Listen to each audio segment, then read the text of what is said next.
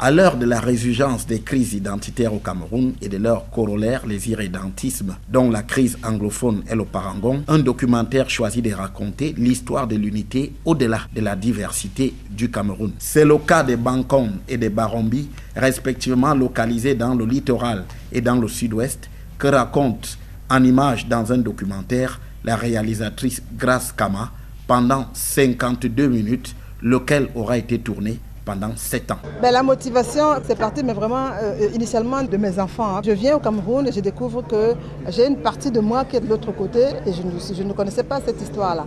Et je commence à chercher et à en parler à mes enfants. Et l'un de mes enfants qui s'intéresse beaucoup à l'histoire, son histoire aussi, on va dire, me pose des tas de questions auxquelles je n'arrive pas toujours à répondre. Au fil de cette tranche de vie de la société camerounaise, des époques précoloniales et coloniales, on découvre que les Bankong et les Barombi ne forment qu'un seul et même peuple. Au sortir de la première, c'est la satisfaction qui est au rendez-vous. Très ému de ce que j'ai vu, des explications qui m'ont été données, de l'histoire qu'elle raconte, ces deux peuples, parce que ce sont vraiment deux peuples qui ont été séparés par des lignes administratives dessinées par les colons, qui interrogent sur l'identité, sur les influences étrangères, sur l'influence française, sur l'influence anglophone. Et donc c'est une belle histoire autour de la diversité, de la richesse, mais aussi de l'unité. Très satisfaite, j'attendais ça depuis très longtemps. Et je suis vraiment heureuse qu'on ait pu montrer cette œuvre-là à notre peuple. Très heureuse. Et j'espère que les messages qui y sont seront véhiculés pour que nous puissions nous sortir de certaines barrières qui n'en valent pas la peine.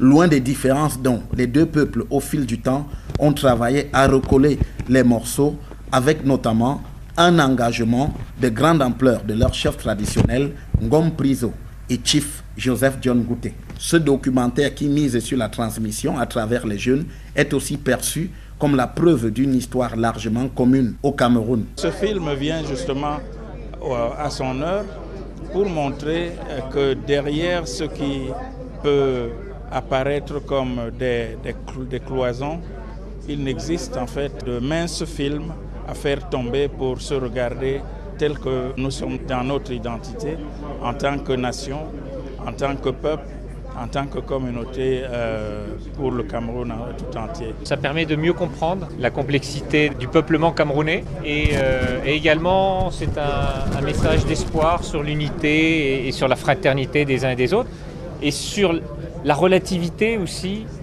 de la diversité et des différences des uns et des autres. Grace Kama prend donc résolument le parti de se faire le chantre de l'unité du Cameroun au-delà de sa diversité.